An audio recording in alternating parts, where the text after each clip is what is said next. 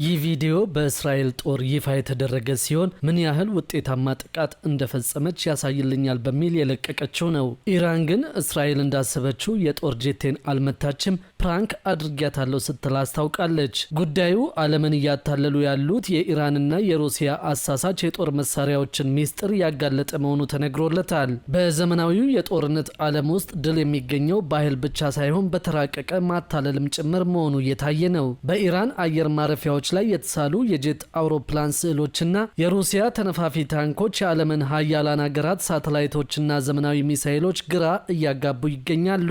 ይህ የማታለል ጥበብ ወይም ሚሊተሪ ዲሰፕሽን ጠላት በሚሊዮን የሚቆጠር ዶላር የሚያወጡ ሚሳኤሎቹን ምንም ዋጋ በሌላቸው ስዕሎችና የጎማ ውጤቶች ላይ እንዲያባክን እያደረገው ይገኛል። በቅርቡ የወጡ የሳተላይት ምስሎች እንደሚያሳዩት ኢራን በአየር ማረፊያዎቿ ላይ የኤፍ-14 እና የኤፍ-4 ተዋጊ ጄቶችን ጥላና ቅርጽ በመሬት ላይ በመሳል ትጠቀማለች። ይህ ስልት በከፍተኛ ርቀት ላይ የሚገኙ ሳተላይቶችና አርቲፊሻል ኢንተለጀንስ የሚጠቀሙ የሚሳኤል መቆጣጠሪያዎች ስዕሉን እንደ እውነተኛ አውሮፕላን እንዲቆጥሩት በማድረግ ትኩረታቸውን ከእውነተኛዎቹና ከተደበቁት የጦር መሳሪያዎች ላይ እንዲነጠቁ ታስቦ የተዘጋጀ ነው። ሩሲያ በበኩሏ ማስኪሮቭካ በተባለው ጥንታዊና ጥልቅ የማታለል ስልቷ ትታወቃለች።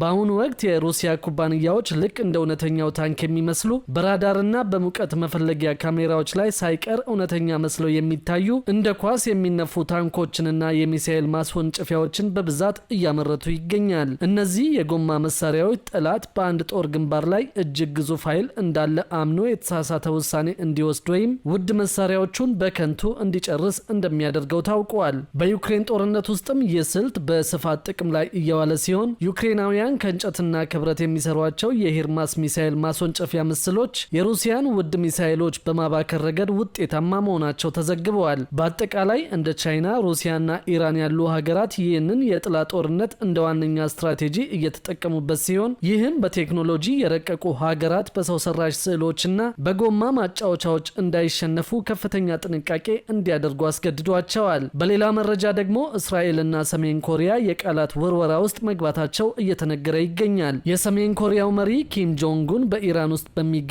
ዜጎቻቸው ላይ ማንኛውም አይነት ጉዳት ቢደርስ ሀገራቸው በቀጥታ ወደ ጦርነቱ እንደምትገባ ለዓለም አቀፉ ጥምረት ጠንከር ያለ ማስጠንቀቂያ አስተላልፈዋል። መሪው የዜጎቻቸው በሰላም መመለስ ለድርድር የማይቀርብ ጉዳይ መሆኑን ገልጸው ይህም ቀጠናዊ ግጭቱን ወደ ኒውክሌር ሀያላን ፍጥጫ ሊቀይረው እንደሚችል ታውቋል። ይህ ማስጠንቀቂያ የተሰማው የእስራኤሉ ጠቅላይ ሚኒስትር ቤንያሚን ኔታንያሁ ኢራን ማለት 50 ሰሜን ኮሪያ ማለት ናት በማለት የቀጠናውን ስጋት ከገለጹ በኋላ ነው። ይህ አባባል በተፋላሚ ወገኖች መካከል ያለውን ጥልቅ የርዕዮተ ዓለም ልዩነት በግልጽ እንደሚያሳይ ተነግረዋል። በኢራን የሚገኙ የሰሜን ኮሪያ ዜጎች ጉዳይ ለዚህ ግዙፍ ጦርነት መቀስቀሻ ሊሆን እንደሚችልም ተሰግቷል። በወታደራዊ ዝግጁነታቸው ዓለምን በስጋትና በአድናቆት የሚገዙት ሰሜን ኮሪያና እስራኤል በ2026 ያላቸው የጦር ኃይል ፍጹም የተለያየ ገጽታ እንዳለው ታውቋል። ሰሜን ኮሪያ በቆዳ ስፋቷ 120,000 ካሬ ኪሎ ሜትር በመሸፈን የ22,000 ካሬ ኪሎ ሜትር ስፋት ካላት እስራኤል በ5 እጥፍ በላይ ግዙፍ ስትሆን በህዝብ ቁጥር ረገድም የ26.6 ሚሊዮን ህዝብ ባለቤት በመሆን የ10.3 ሚሊዮን ህዝብ ካላት እስራኤል በእጅጉ ትበልጣለች።